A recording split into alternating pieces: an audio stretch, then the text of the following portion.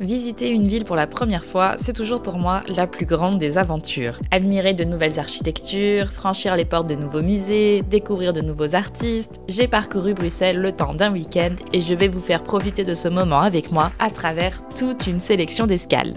Au besoin, pensez à enregistrer cette vidéo pour la regarder plus tard.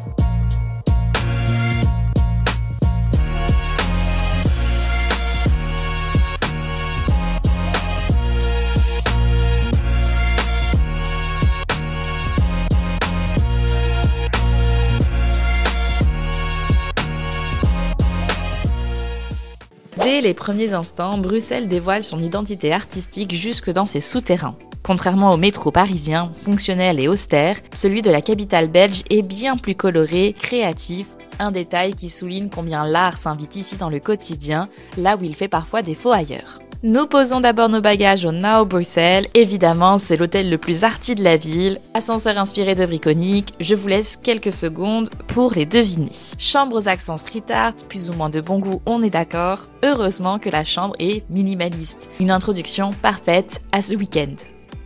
Premier musée du séjour, le musée Old Master. Au programme, des œuvres du 15e au 18e siècle. Mon petit cœur d'amoureuse du médiéval est comblé.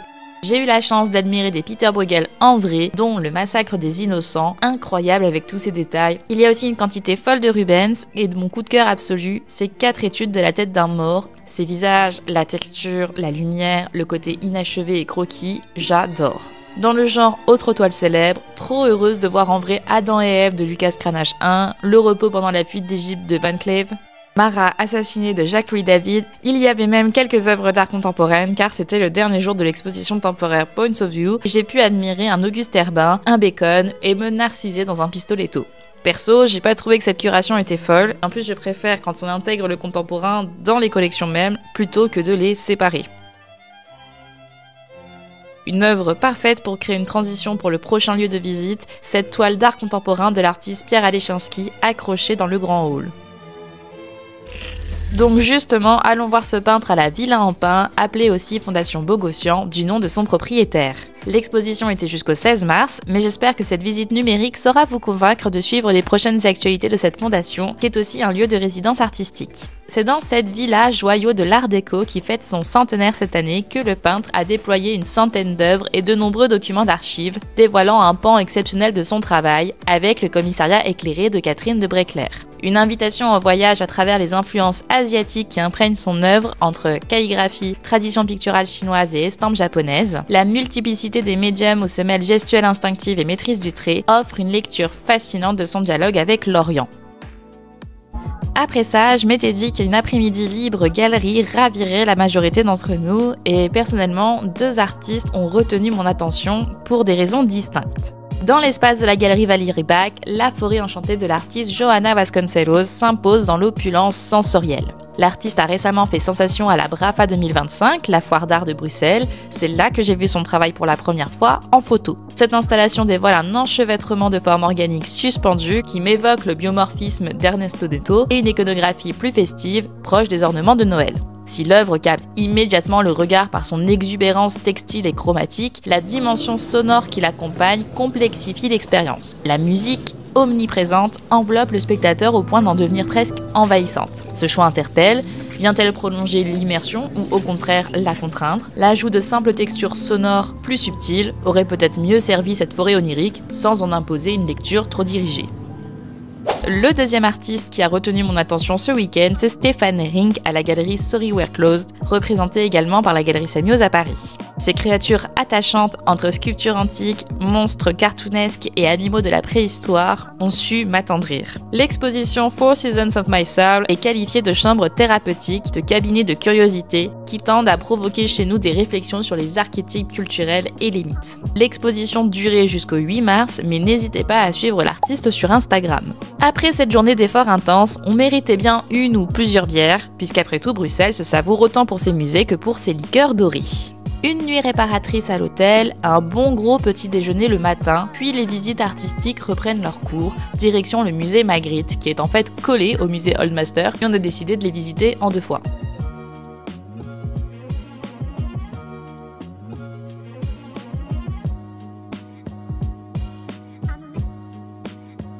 La collection dialogue avec les œuvres de l'artiste contemporaine Emily Mae Smith, représentée par la Galerie Perrotin, dont je déteste les saucisses inspirées de Fantasia, et dont j'aime beaucoup les autoportraits d'inspiration années 70 et les œuvres plus graphiques, mais trop lisses à mon goût, sans texture. Si j'aime la peinture, c'est aussi pour sa relation à la matière. Et ici, c'est tellement lisse que limite elle aurait réalisé ces images sur une tablette graphique que je n'y verrais aucune différence. Malheureusement, ça serait aussi moins cher. Mais revenons aux toiles de Magritte. Moi, ainsi que mes chers collègues, nous avons douloureusement pris conscience que certaines toiles étaient assez choquantes pour le 21e siècle. Sous le vernis des œuvres littéralement poétiques, surréalistes, fantasmagoriques, génial quoi. Une violence dissimulée affleure dans certaines compositions du maître belge. Pour être tout à fait clair, je pense qu'il était vraiment malsain dans sa relation aux autres, mais en fait comme de nombreux surréalistes. J'ai quand même pris plaisir à découvrir certaines œuvres, notamment celle-ci, non dénuée de poésie, ou ces nus que je trouve fabuleux.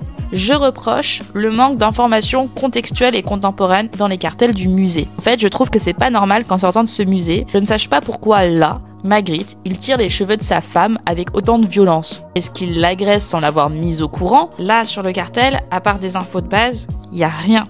L'image, elle est trop violente et trop énigmatique sur ses intentions pour être délivrée à un public tel quel. Un public qui pourrait se dire « Bah regarde chérie, Magritte, il tire les cheveux de sa femme et c'est normal, c'est artistique. » Vraiment, je suis mal à l'aise et c'est pas le seul exemple. Bref, après je me suis réfugiée dans l'art contemporain à Beaux-Arts, qui expose 3 expositions, mais superbes en fait. C'est vraiment un lieu, je pense, qui nous présente de la qualité et de la modernité. Découverte de l'artiste Monira Al-Qadiri, dont la première exposition personnelle bruxelloise se terminait le 9 mars avec plusieurs œuvres immersives. The Archaeology of Beasts nous immerge en Égypte ancienne dès cette entrée en rotonde, gardée non par 3 cerbères mais par 3 statues de dieux égyptiens, avant de réussir à me faire contempler des brins de blé que l'on peut approcher d'encore plus près grâce à la VR, me plongeant dans un paysage numérique d'un ancien temps. À ce moment précis, je voyais un champ de blé à perte de vue, avec des paysans égyptiens qui travaillaient paisiblement. Je ne le savais pas, mais en fait j'étais au paradis, car selon cette ancienne civilisation, le paradis ressemble à un champ de blé doré, et donc on les enterrait avec leurs outils agricoles. Le cartel écrit même que cet environnement est semblable à celle d'une peinture. Moi je dis qu'il faut pas non plus exagérer. J'ai ensuite découvert dans ce couloir étroit 3 écrans où monologuent 7 statues scannées en 3D, issues des collections muséales. Elles prennent vie et nous citent des extraits du livre des morts égyptiens, un recueil de mythes, de prières et de formules magiques qui guident le défunt de l'au-delà. Mais comme mon niveau d'anglais est pourri et qu'il n'y avait aucune traduction papier à disposition, je n'ai pas pu en profiter. Enfin, la dernière œuvre se résume à une boîte numérique dont il manque le sol et le plafond. J'ai lévité ainsi dans ce coffre à jouer que l'artiste qualifie avec une certaine exagération d'expérience géante, sans fond, où d'innombrables chefs-d'œuvre patrimoniaux et quelque peu déformés par la 3D tournoyaient autour de moi. Monira Al-Qadiri utilise l'humour pour aborder des sujets tels que la destruction écologique et l'arrogance humaine. Conclusion, je suis très attirée formellement, car c'est très instagrammable quoi, et je ne comprends pas comment de la question formelle on passe à ces idées-là derrière. Enfin, je trouve qu'il y a quelque chose qui fonctionne pas. En revanche, une autre artiste exposée ici jusqu'au 31 août, qui révolutionne à la fois les questions formelles et intellectuelles, c'est bien Berlinde de Brücker. Déjà parce que formellement, j'ai rarement vu des œuvres d'art aussi gore, aussi osées, aussi pluridisciplinaires, et en même temps c'est super beau, c'est la beauté dans le répugnant, c'est fantastique de mêler les deux. Évidemment, je précise que le bien-être des animaux a été rigoureusement respecté dans la création de toutes les œuvres. De Brücker puise dans diverses sources d'inspiration, l'iconographie chrétienne, la mythologie classique, les œuvres des maîtres flamands et les traditions ancestrales. Elle inscrit les fondements de son langage plastique dans un contexte contemporain, la violence qui nous entoure, les images de la souffrance humaine à l'échelle du monde, mais aussi la beauté et l'espoir d'un changement. Et là où Monira Al-Qadiri fait tout un chichi scénographique pour essayer de nous faire ressentir quelque chose, ici l'œuvre elle-même se suffit. Et même les moins gore, même les plus abstraites. J'ai été fascinée avant tout par son rapport à la matière, que ça soit de la peau recouverte de poils, les cicatrices qui y sont écrites, de l'aspect cireux des sculptures plus abstraites, de l'effet poisseux de ses textiles. Au-delà de la forme, c'est davantage l'aspect que j'ai regardé, et avec une très grande admiration technique. Bref, rien que pour voir cette exposition, ça vaut le coup de faire un aller-retour à Bruxelles.